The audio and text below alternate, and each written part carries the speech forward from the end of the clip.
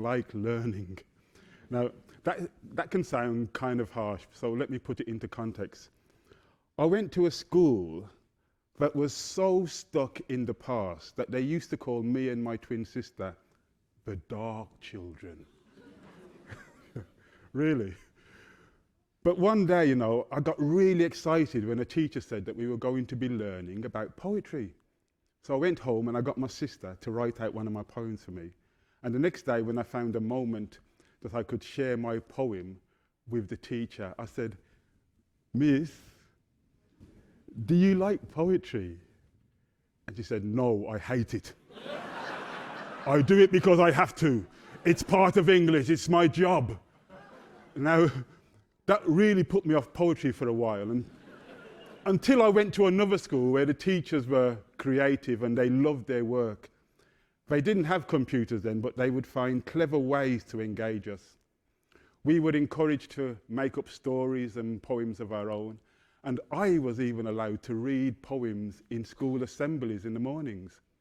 So I know that there is nothing like learning when you are enjoying it. So the award for innovation in learner resources celebrates materials that inform, entertain, inspire and motivate learners of all ages. I think this is so cool. Check this. This year's finalist includes learning English with one of Portugal's most influential women, or a rowdy bunch of famous trademarked superheroes. You know, not me, because I haven't been trademarked yet, but it's coming. To announce this year's winner, please welcome Catherine Diamantino, CEO of Bell English.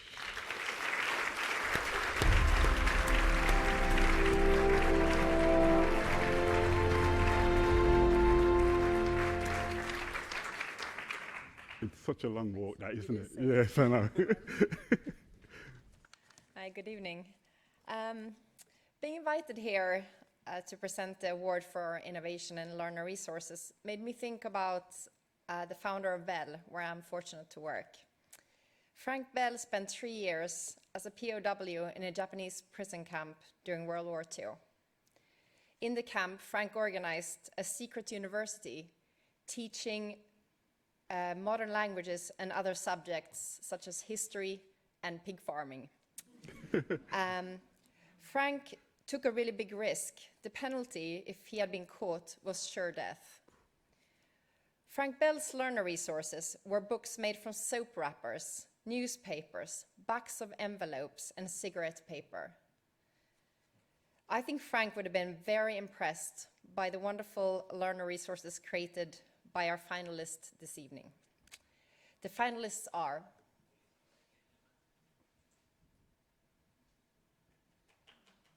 We all have busy lives. How can we find the time to learn anything new? Well, look at what you can learn in a minute. The difference between few and a few. The differences between until and by. I'm going to share 4 British slang words with you. What's the difference between maybe and may be? So, have you got a minute?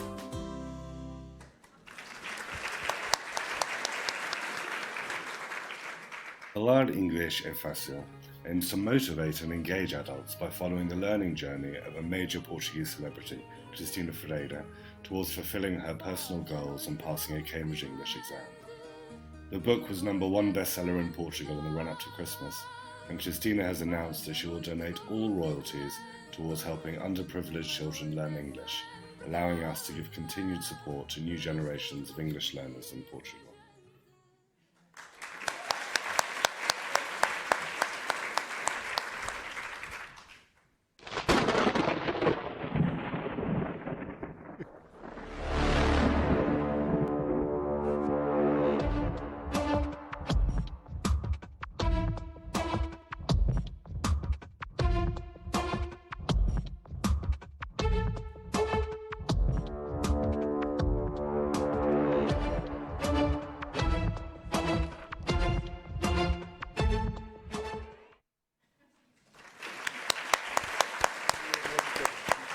One day.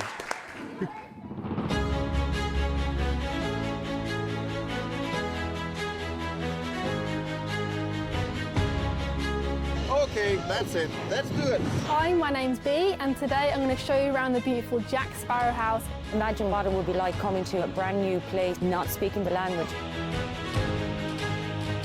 I designed this whole thing in 2 weeks.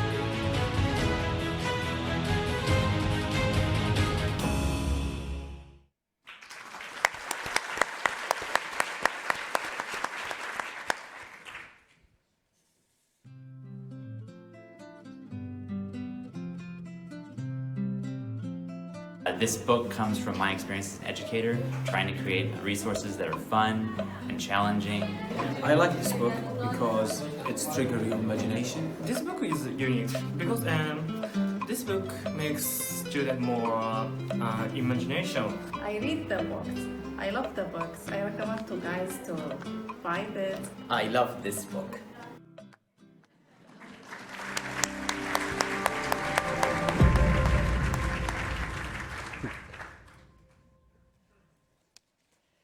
And the winner is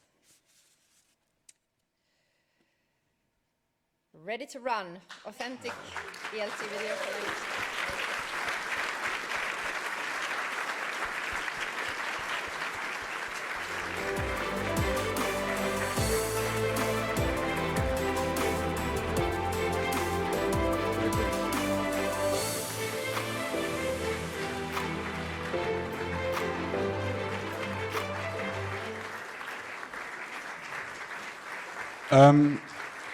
Okay, you can start clapping now.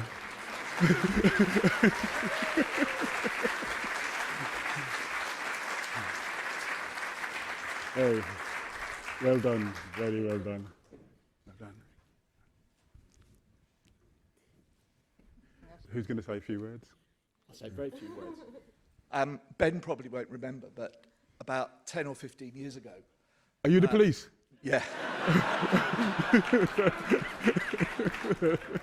10 or 15 years ago, I had the chance of working with him on a BBC education project for blind kids. Oh, wow, yes, yes. And he developed the most amazing audio, rather than video, world for children learning Braille. And the BBC never actually published it. No. So, due to some spat over the BBC Jam project. But it's fantastic to be here. There's obviously lots of people to thank. Mainly the wonderful DLA team, the British Council for organising this event, and also all the collaborators we work with who create the authentic real-life video. Everyone from some of the best filmmakers, TV celebrities, vloggers, YouTubers, independent filmmakers. We like to think that we're not only showcasing English, but we're showcasing some of the creative talent that Britain and indeed many other countries provide, and we have the small task of moulding that into effective English language learning for people. So it's a great thank you to everyone. Well, yes, I remember that. Well, yeah, yes, of course, yeah. We're going to take a photograph now.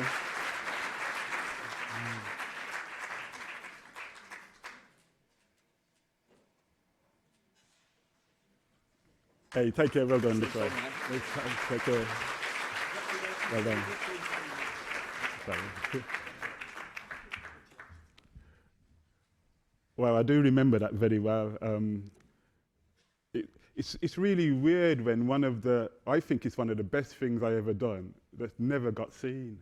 You know, it's really, just because there's some technicality at the BBC.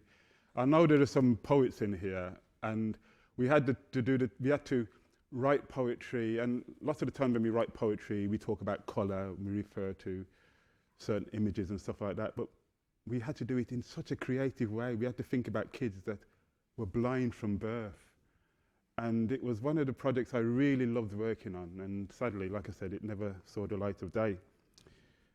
But one day we're going to make it work. I know some hackers who can deal with it. Don't say anything to the BBC, right? Award number 5, this next award, is an award for innovation in teaching resources. In the knowledge we have now in the world, it has all been passed on to us by teachers of one sort or another. Teachers make us who we are. Teachers help us grow. Teachers help us see over the horizon. When you have great teachers, you never forget them. They stay with you forever. I've had some good teachers, but there was one teacher I remember that seemed not only to pass on knowledge to me, she also passed on wisdom. In fact, she told me once that there is a really big difference between knowledge and wisdom. She said, knowledge is knowing that a tomato is a fruit. Wisdom is not putting it in the fruit salad. So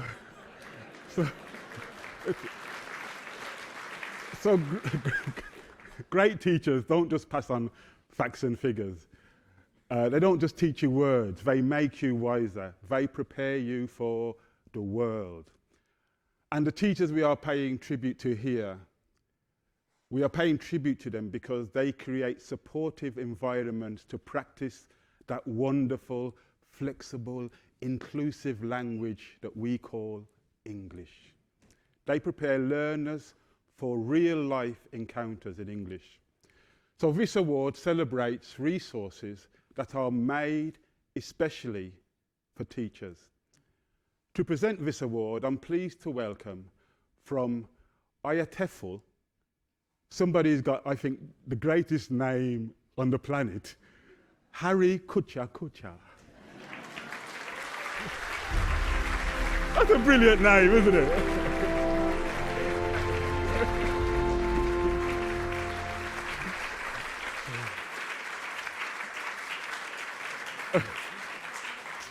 Harry, why don't you adopt me, man? I could get your name. Well, Benjamin has spoken so much about teachers that I feel compelled to introduce myself as a primary school teacher who happens to be teaching at the University of Leeds now. And coming from a context where relationship is very important, so we try to find a way to link ourselves with every successful person. I've never been a winner myself, but this is a privilege for me to be presenting an award. And I want to say I know Benjamin, for example, through reading his poems at Grange Farm Primary School in Coventry so many years ago. And I was looking forward to meeting him somewhere. And I think we are related, you can see, at least in color and in the color of our eyes as well. So that's an award for me already. But it's even more important, an award for me, that I'm here to present an award to people who've worked really hard to support teachers around the world. May I invite you now to watch with me the videos of the finalists.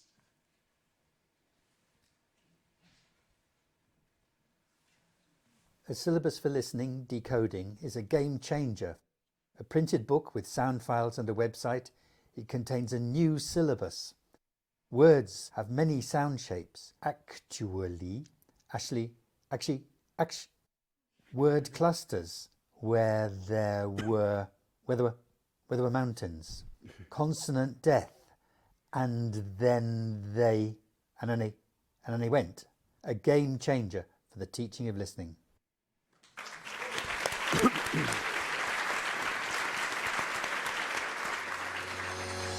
There's plenty of research on reading, and I wanted to transform that into rich, rewarding, practical classroom activities.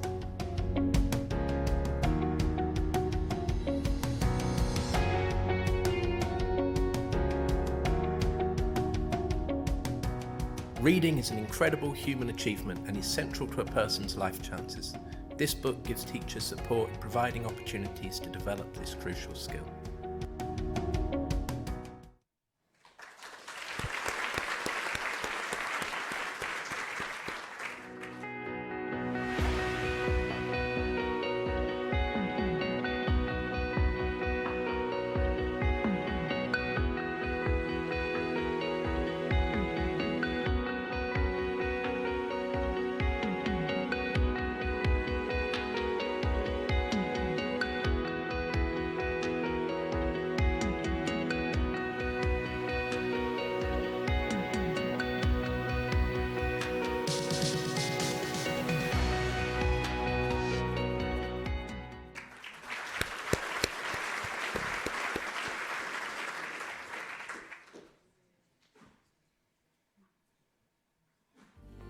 We'll help you to understand how to teach an effective lesson online. I build rapport with my online learners in very much the same way as I would do with a regular face-to-face class. By the end of the course, you'll be able to transfer the skills you have in the face-to-face classroom to a digital classroom so that you can produce really effective lessons for the learners you teach and help them to develop their English skills.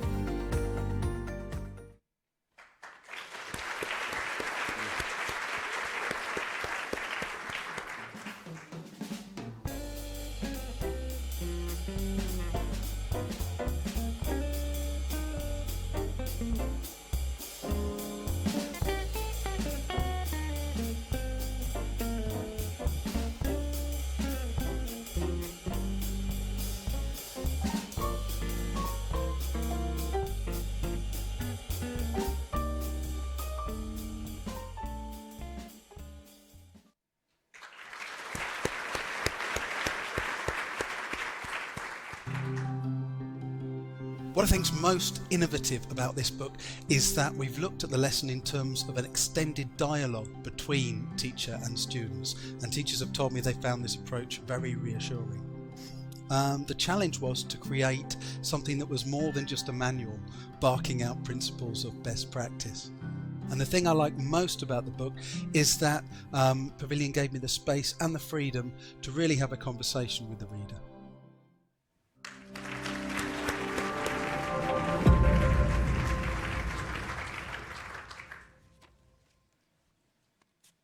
And the winner of Innovation in Teacher Resources Award 2019 goes to Teaching English Online, the Cambridge English Assessment.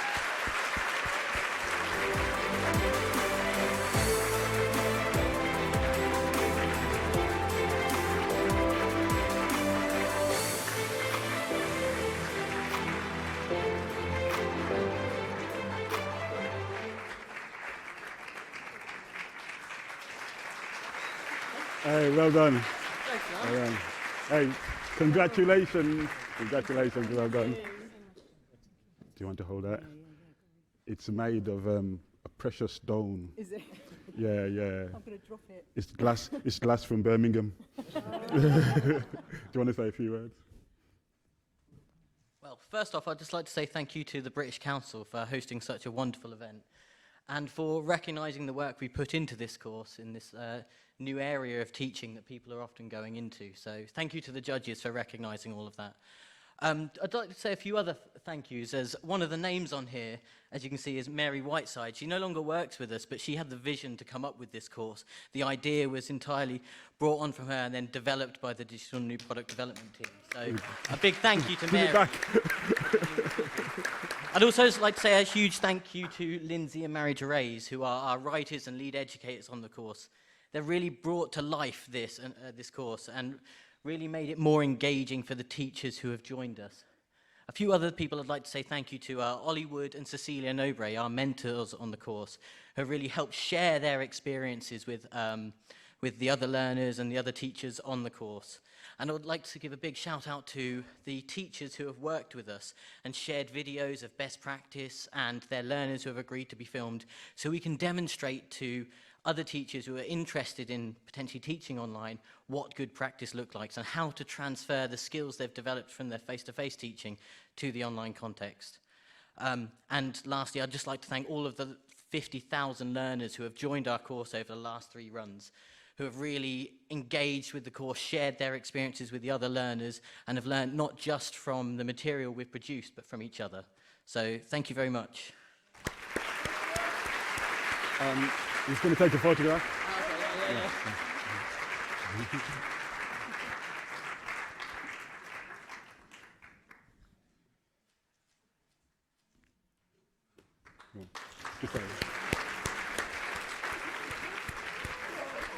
Well done. Thanks, man. Well done. Get your hair cut.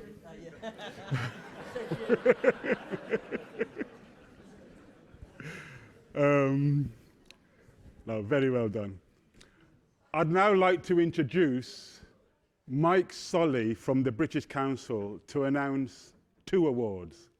The ELTras, or the English Language Teaching Research Award, and the award for the Best Master's Dissertation. Please welcome Mike.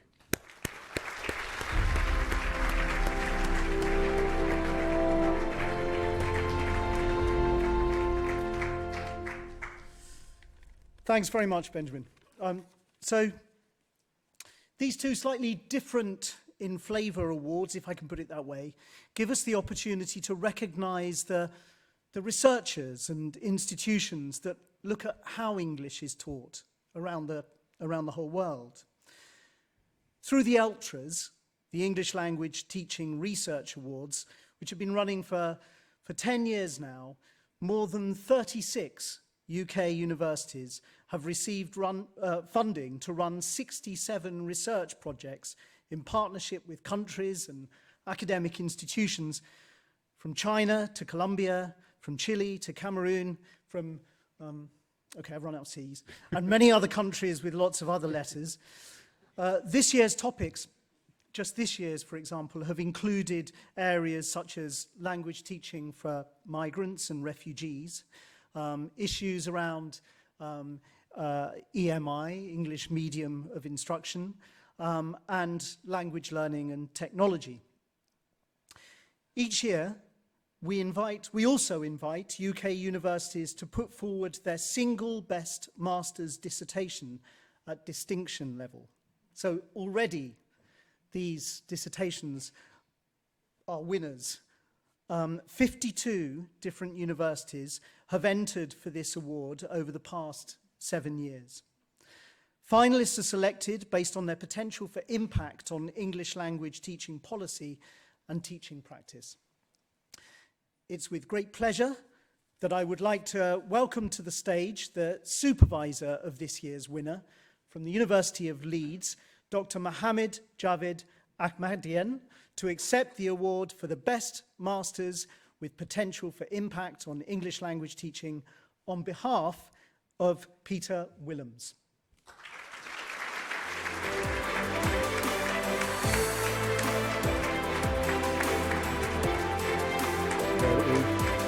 Are you going to say a few words then?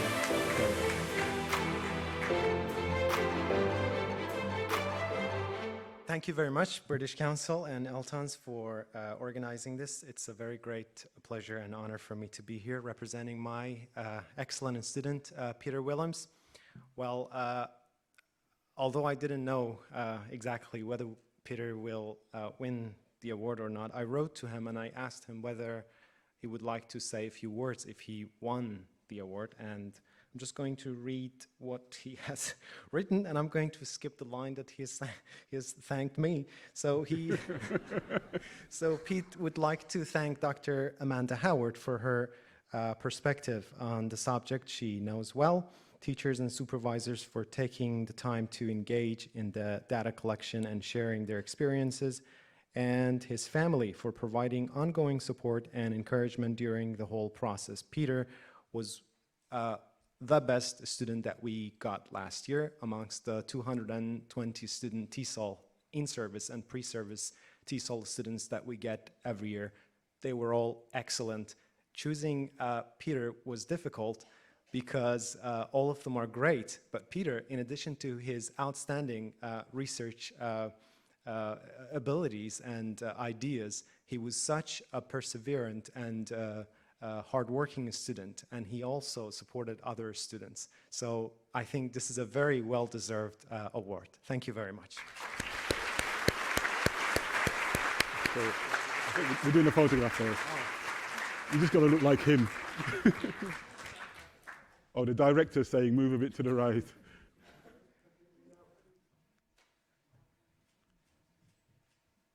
Thanks. Thanks very much. Okay, well done.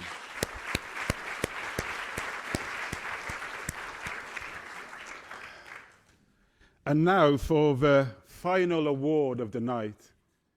Isn't that sad? It's the last one. Yeah, I could do this all night.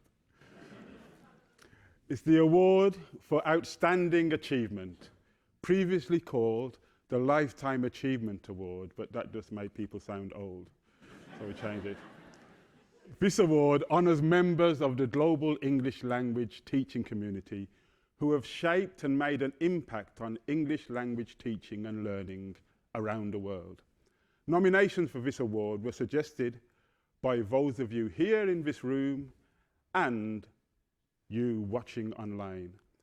From 40 nominations, the panel of judges undertook the nearly impossible task of shortlisting and voting for a single winner.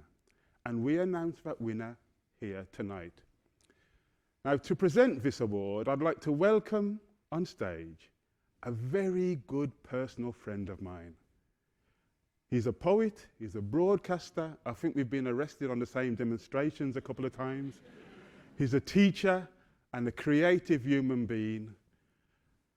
The sexiest person in the BBC, Michael Rosen.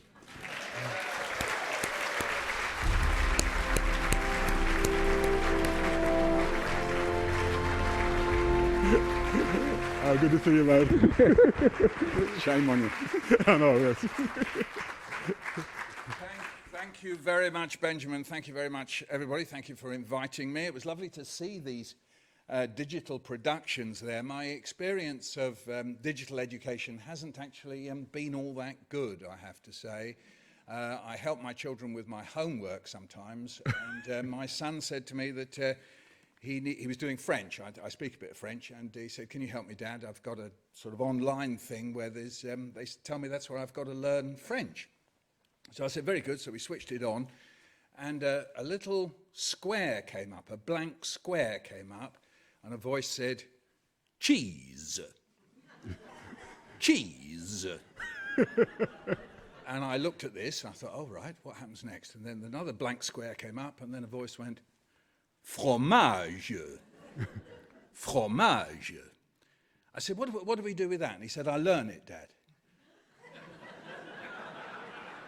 So I said, I've been to France several times, but actually, you know, nobody walks around in France going, "Fromage." He said, "Shut up, will you, Dad, shut up." So I said, "What happens next?" So it clicked over, there was two new squares, and this time it said, "Shoulder." Shoulder. Épaule. Épaule. And I said, "Oh, that's really interesting, but by and large, in France, not only do you not meet somebody who says fromage or épaule, the two words by and large don't go together. And also, there is this thing in France where you say le fromage or even un fromage, and sometimes you talk about camembert and brie and things like that." And he said, "Shut up, Dad, you're supposed to be helping me." So anyway, it was interesting to see these. There seems to be some improvement has gone on. Well done, yeah. Now, I think the trope that happens now is I don't mention this person's name. I do a great long tribute while you sit and guess who it is, which you'll get after the first four words, probably. And then I say the person's name. So here we go. This person's work, this person, I like that, spans writing, research, talks, lectures, and radio and television broadcasts, had an enormous influence on those with an interest in language worldwide. Are you there yet? Okay. His clear, eloquent, often humorous explanations of English grammar, spelling, punctuation, and pronunciation, as well as, yes, works on Shakespeare have inspired generations to understand how language works. English language teachers from around the world got in touch with the British Council from as far and wide as Russia, Ethiopia, New Zealand, and beyond. Not quite sure how you get there. Anyway, never mind. To share that his work has had a very significant influence on them for decades. All this is true. I know this person. I've known this person for decades myself, if we're going to talk decades. And all this is true so far. There's not a fib yet. Teachers told us his work has been with them since the very first days of their careers as English language teachers, and that they have well-thumbed texts of his on their bookshelves still today. Yes, he was the prolific author of over 100 books, which can be found in schools, universities, and homes around the world, treasured, indeed indispensable by English language teachers and students, young and old. Now you're going to really get it. Among his works of note to English language teachers are the Cambridge Encyclopedia of the English Language, Discover grammar and rediscover grammar. Isn't it enough to discover it once? What's the matter with the guy? Making sense of grammar. Advanced conversational English. For some reason or another, that has a date on it, 1977. Nobody's been talking English since then. The Story of English in 100 Words. I've seen him lecture on this beautifully and wonderfully to sixth formers. A Dictionary of Linguistics and Phonetics and English as a Global Language. All that. Much like Bob Dylan, this person has spent decades touring the world. He, in fact, probably sees himself as Bob Dylan, yes, like a rolling stone, no less. He has brought the English language to life for countless people through his talks, lectures, and indeed performances. Yes, he teaches us that chat speak, peppered with abbreviations and emojis, will not diminish the English language. That Shakespeare invented unfriended 400 years before Facebook, and what Shakespeare's accent sounded like. Indeed, I have sat with him and his wonderful son Ben while they performed Shakespeare in the accent of Shakespeare. That zero tolerance to grammar errors is a profoundly flawed approach. Are you listening, Michael Gove? No, he's busy. He's busy inventing the subjunctive. Never mind. And that the English language belongs to the 2.3 billion people who use it to communicate worldwide. Yes, there are many Englishes. Indeed. Another cheer for that one, please. He is a regular contributor to and sometimes writer of television and radio programmes, from the Open University's TV series Grammar Rules to The Verb, Fry's English Delight, and a programme I've not heard of called Word of Mouth on BBC Radio. And he's taken text speak, the future conditional, double negatives, and how Shakespeare spoke to breakfast tables and living rooms around the world. His academic life began at UCL, University College London, researching for the Survey of English Usage under the great Randolph Quirk, who my dad was at university with, you'll be pleased to know. No, you're not pleased to know, but never mind. And he's now Honorary Professor of Linguistics at Bangor University. In 1995, he was awarded an OBE for services to the English language. We won't hold that against him. He, Ben, yeah, he writes and performs with his family, his wonderful wife, Hilary, and his son, Ben. Little round of applause for them. You have no idea who I'm talking about. His influence on the world of English extends to its institutions through his patronage and work with the UKLA National Literacy Association, the Royal College of Speech and Language Therapists, the International Association of Teachers of English as a Foreign Language, Shakespeare's Globe, the British Council, to name but a few. All of this sets this person apart as the leading candidate for the award for 2019, the UK's National Treasure of Linguistics, the person, I think, who has done more than anybody else to take linguistics out. And if you like, sometimes people talk about science and the social responsibility of science. I think what this person has done is taken linguistics and taken it as a social responsibility. And that's why we commend to you this evening none other than the great Professor David Crystal. Yes.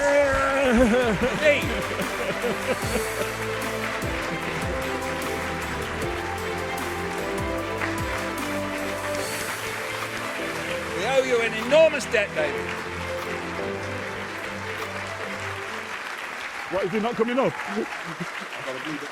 Oh.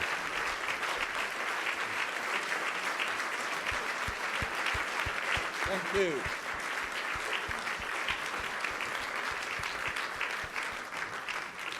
Before I ask you out, David, there are some messages from some of your friends, colleagues, and devotees. So we've got a little video here so we can see what the rest of the world thinks of David Crystal.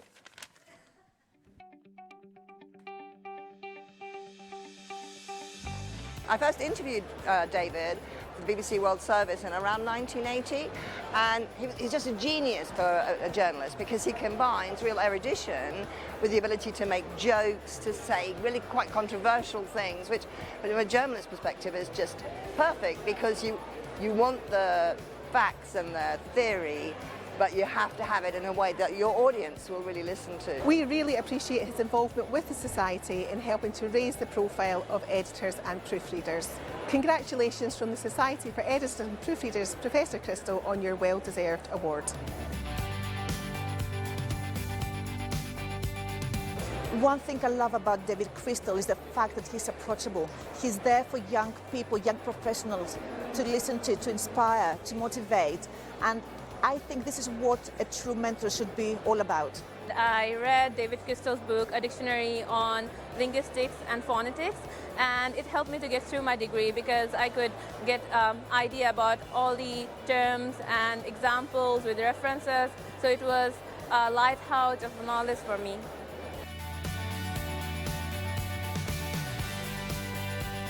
The thing about David is that his brand covers linguistics and literature and ELT and the academy. And David represents for me a symbol of what ITFL has grown to be, bringing people together around the world and feeling like a family. So I think our profession will not be the same without his contribution. And of course his family is right in there too, which is a lot of fun.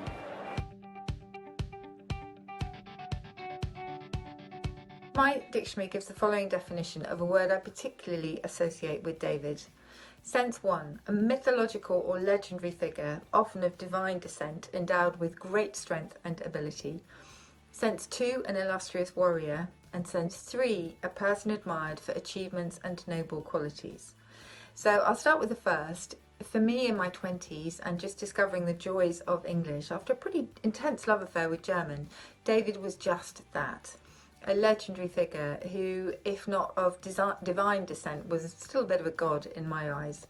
There's been no living person before or since who's held in such high regard in my profession, and that's saying something. Secondly, the illustrious warrior. Well, David has defended the English language against criticisms of dumbing down, of losing its head, of becoming too American, and, of course, of being torn to shreds by the internet. He's fought boldly and bravely, and he's winning. Finally, a person admired for achievements and noble qualities. Well, achievements are unquestionable. I have an entire section of my study dedicated to my wonderful Crystal books. As for noble qualities, well, friends will testify that I was absolutely terrified of meeting David after nearly 2 decades of worshipping him, because I was just so scared that he'd not be everything I imagined. I met him thanks to you at the British Council, and I'll always be grateful for that. But David was and is more than I could have hoped for. Kind, honest, funny, and full of integrity. You couldn't have picked a better person to honour tonight. And in case you haven't guessed it already, that word defined in the dictionary is hero. David, you are unquestionably mine. Congratulations.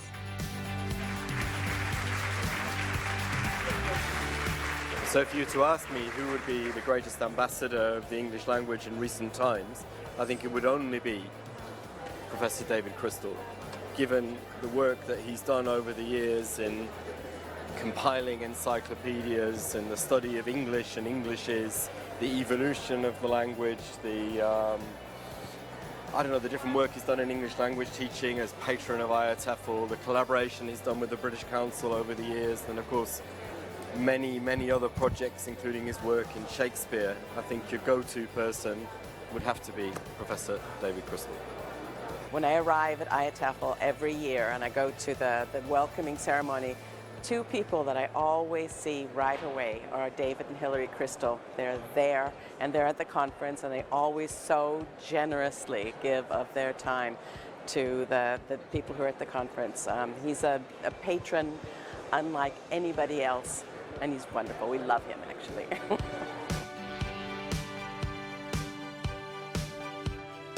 At Cambridge University Press, we've enjoyed a long-standing relationship with David Crystal.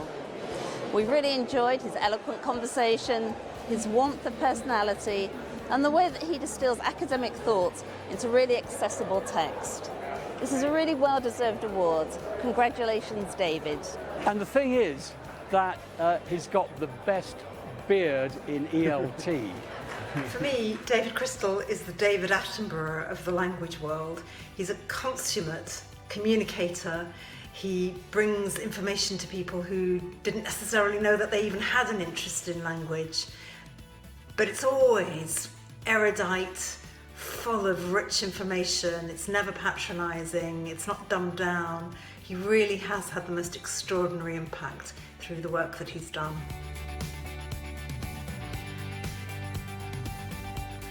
David Crystal is the most extraordinary man. Few people, perhaps no one, has done more for for the English language and for making people excited by it and interested in it.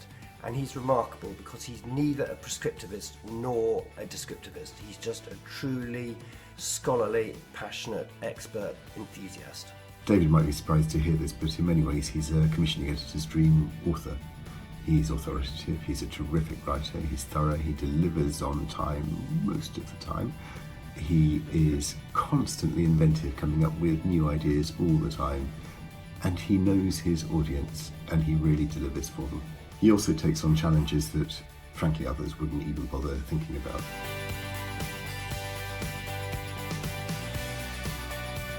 David's ability to make grammar interesting was amazing.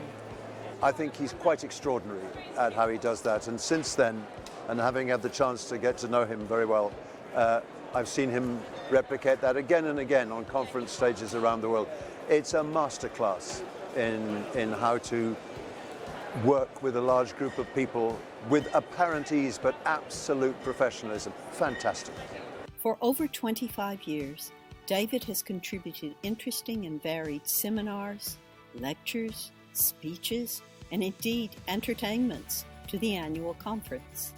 He has served as a wise voice in the Advisory Council, and he has been an advocate for IATEFL with external bodies. IATEFL is truly fortunate to have David as a patron.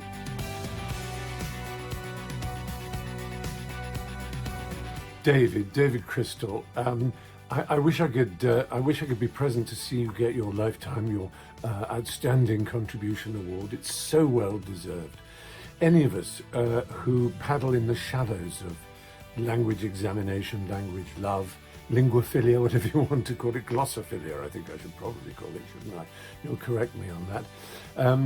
We owe you an enormous debt. You are one of the shining voices in the world of linguistics and communication of the glories of language, the beauties of language, the subtleties, the intricacies, and the importance of language teaching, most especially, which this award recognises. So I hope you have a wonderful evening, and I send all my love. Mwah. Bye-bye.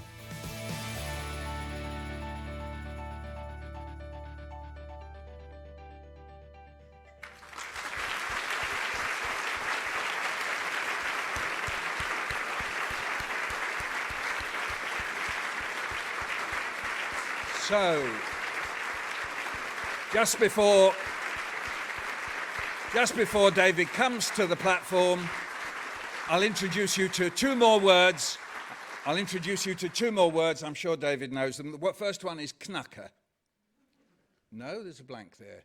That's a Yiddish word for somebody who is very clever, and my father used to use it also for that if I was too clever. So that's not meant two ways at all, David. You are an honourable and wonderful knacker. That's the first word. And the other one, along with congratulations, I'll say mazel tov to you. That is also. So a big mazel tov for David Crystal. Professor David Crystal.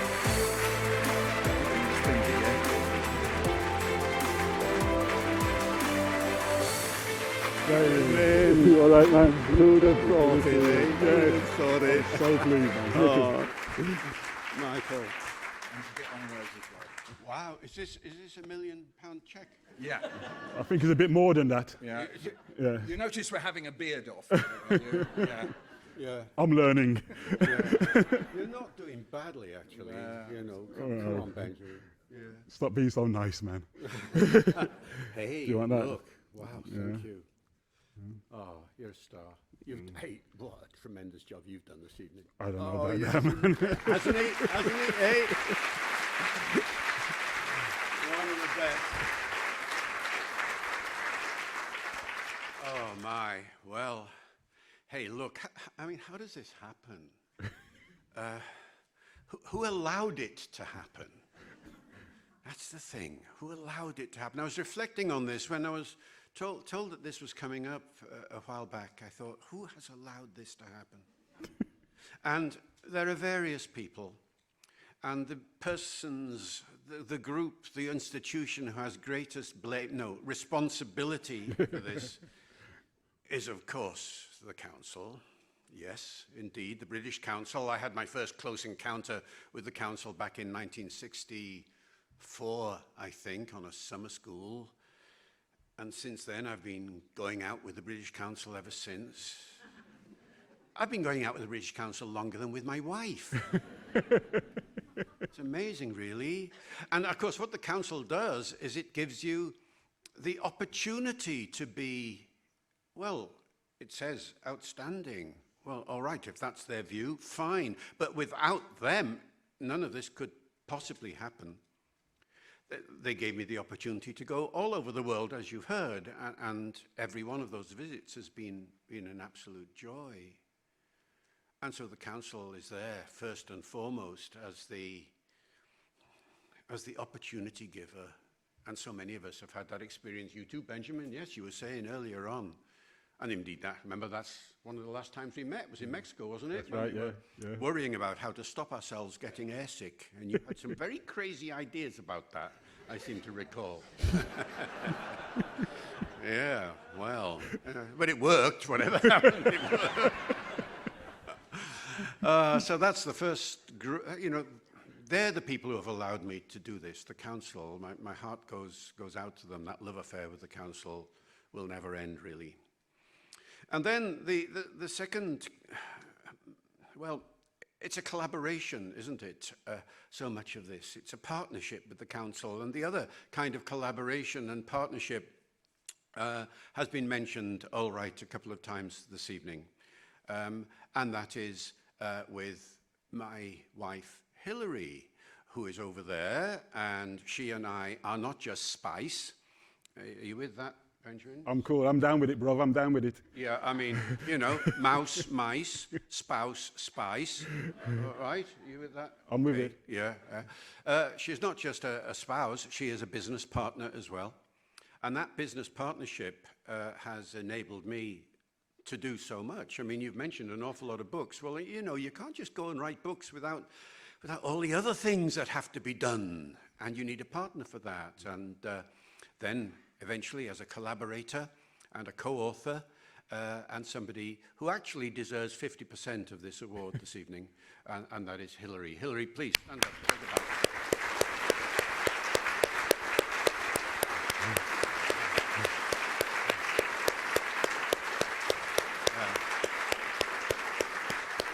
So that's 50% of my award gone. And then, you see, the English language is this wonderful thing, and you go around looking for new ideas all the time, and sometimes those ideas come out of left field. You all right with that? I'm cool with that. Yeah, good. Yeah. You all right with that? Yeah. And you never quite know where the next thing is coming from, and of course Shakespeare is what's kept me going a lot for the last 10 years or so or more. And that's largely because of another kind of collaboration which came up, and that was with another man who's been mentioned this evening already, and that is my actor and now currently director and producer son, Ben. So I have to thank him too for that. Ben. Boy. Hey, stand up and take a bow. He's an actor. He knows how to do bows and things like that. He's all right. So, that it is really a family operation. It has been that for, 30 years now, when I left the full-time university world and became a freelance or independent scholar, as the Japanese once put it to me. And that leaves just one other group of people to thank, and that is, in a sense, the English language itself. Yes, I do want to thank the English language for giving me the opportunity to come and mess with it and play with it and exploit it and explore it and do all the things that it's enabled me to do in order to write these books and give these talks and all the things that I've apparently been doing. And, of course, a language has no personality. It's the people who speak the language that has the personality. And therefore, my last and most heartfelt vote of thanks is to those people, which means you, and which means you out there as well. If I have made an outstanding contribution to the English language, it is because you have made an outstanding contribution to me to enable me to study the English language. And for that, I thank you. God bless you, fella. Thank you. Are you going to take a photograph?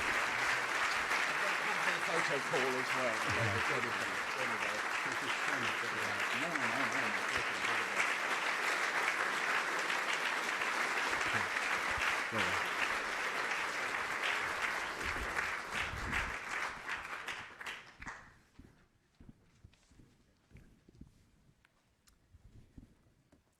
Hello, good evening, everybody.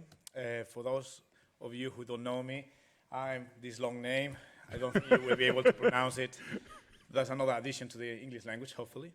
I hope you are having fun. I've been very impressed by what I've heard today. It's my first also ELTons, so I feel very, very honored to be here and really kind of humble.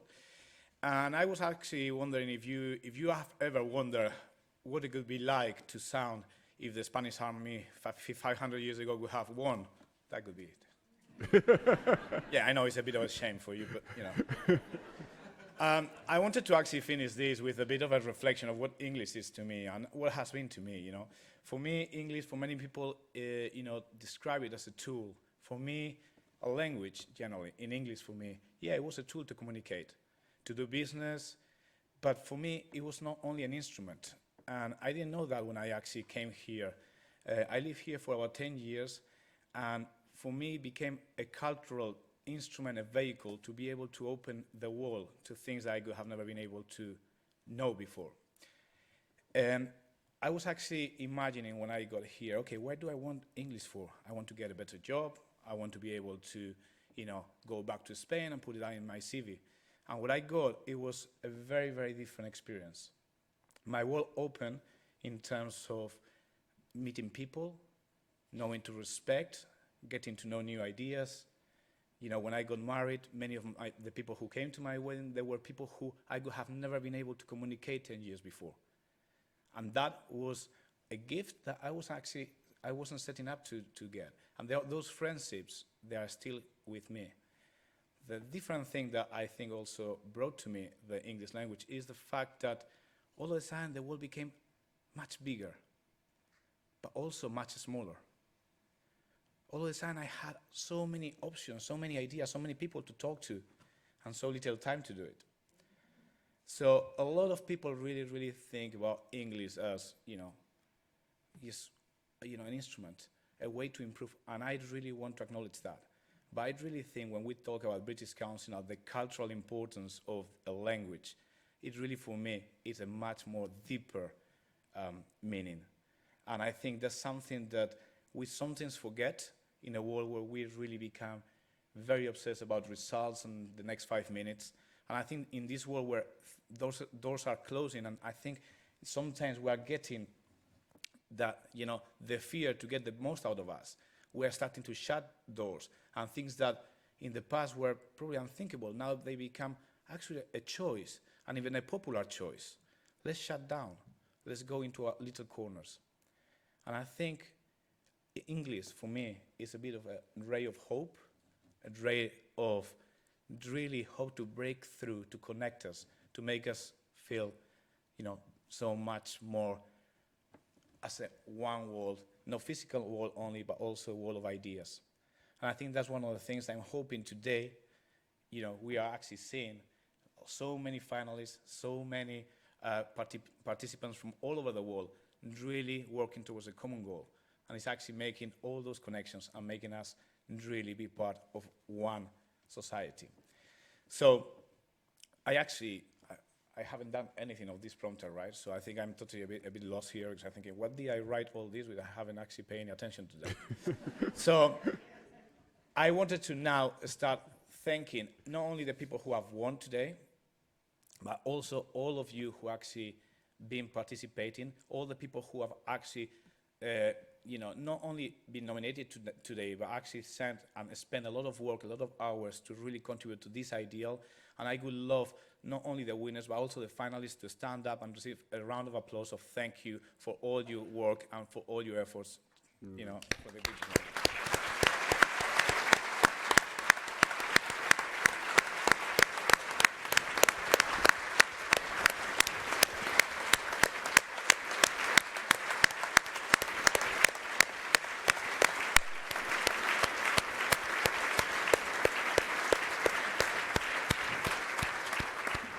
I also want to thank many other people who have actually really made tonight possible and really are working for the English language non-stop. One of them is the judges, that they have the tough responsibility to decide who wins and who actually doesn't. Hopefully, actually, they don't know until the night is over, but all these people not only judge the work today, but they are all dedicated professionals. So I really wanted to thank you for your work and for spending the time to really collaborate and make this night possible.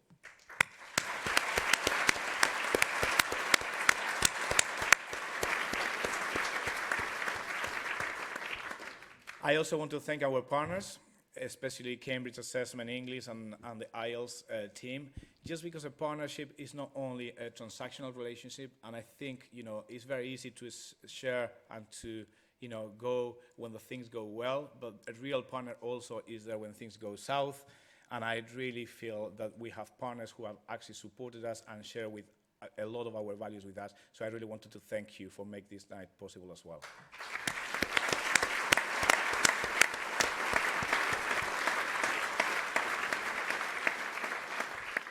And I also wanted to thank you to all the British Council team who has made tonight possible. Nasha, David, Rebecca, all the people, behind the screens that we don't actually get to see, the people who are actually using the prompter, even though I think I made it very difficult for them to actually do a proper job at that. And really all the people have put a lot of hours to make tonight happen. So thank you very much.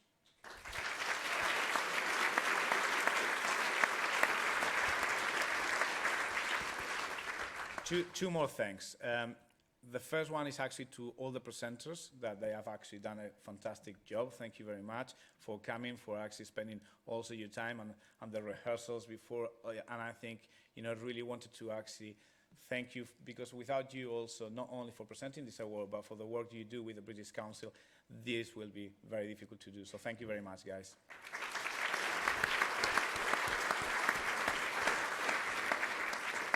And finally, I wanted to actually reflect. At the beginning of the evening, I think Benjamin said, very difficult shoes to fill. I wanted to really ask you, how do you think he did?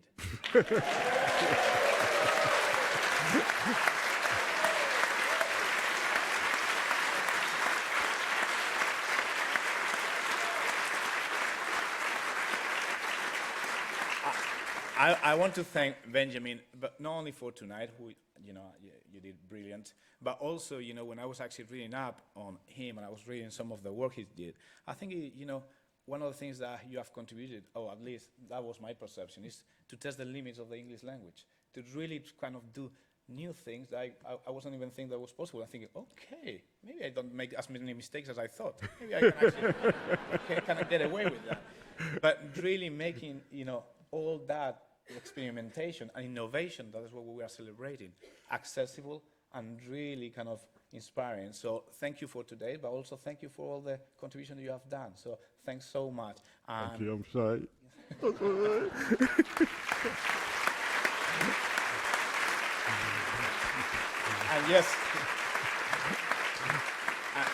And yes, to make sure we finish this night in style, I'm really going to ask him to read the final words and close with him. Thank you so much, and good evening, everybody. Thank you. Thank you. Thank you very much. It's interesting what you just said. I don't feel I can leave here tonight without paying my own little tribute to David, because he's meant so much to me, and he meant a lot to me before I even met him. I want to tell you a little story that may seem like I'm kind of digressing a little bit, but it'll make sense, I hope. I used to have a politician friend, and I'm not going to badmouth him because he's not around now, but he used to call me up every now and again, and every time he called me up, it tended to be for some publicity thing. And one day, I just decided to just ring him for a chat. And he said, hello, Benjamin, what can I do for you? And I said, nothing, I just wanted a chat. Goodbye, Benjamin. And he put the phone down. I say that because every now and again, once or twice a year, I ring Professor David Crystal for no reason at all. And he always talks to me. He just talks to me. And the only reason why I haven't rang you this year is because my computer crashed and I lost his number. But he was a genuine man, and we would talk about theatre and all types of things. I remember when we came back from Mexico, we had the book published. I think it was, as they say, in Zanzibar or something.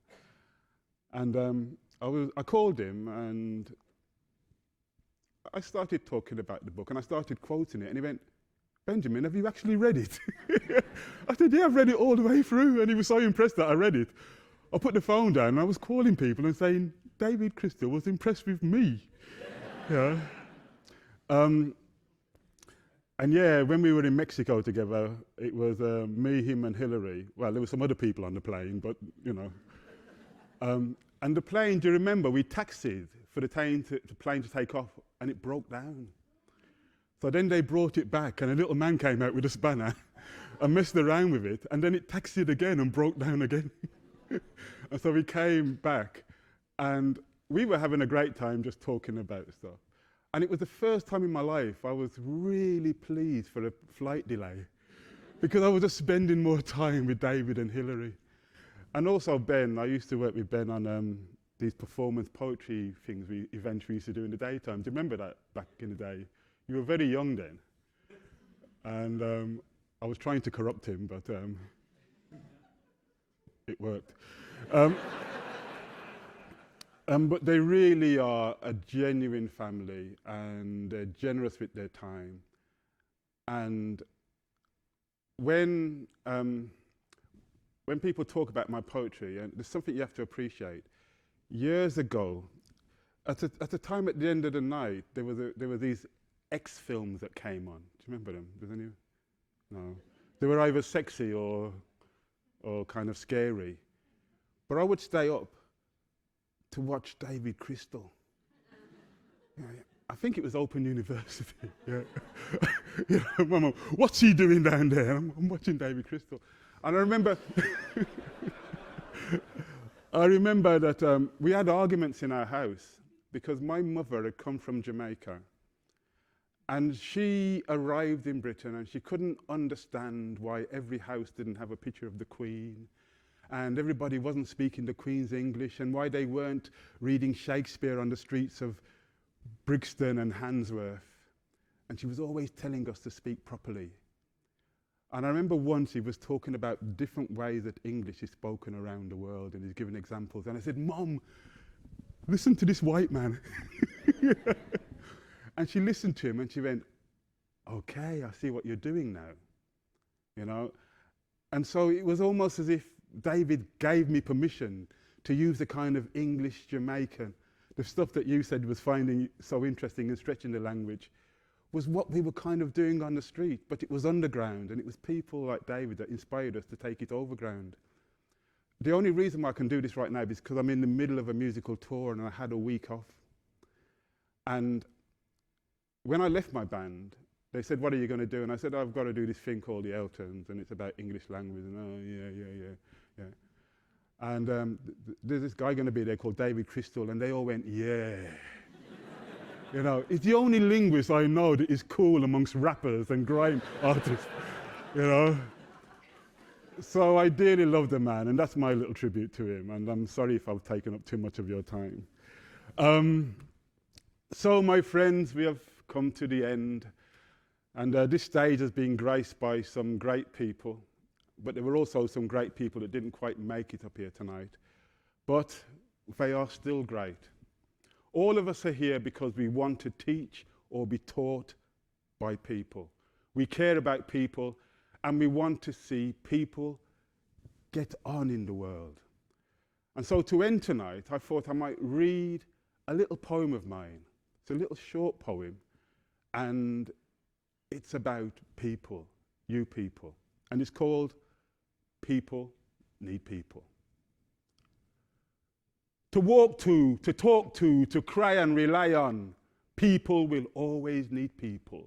To love and to miss, to hug and to kiss, it's useful to have other people.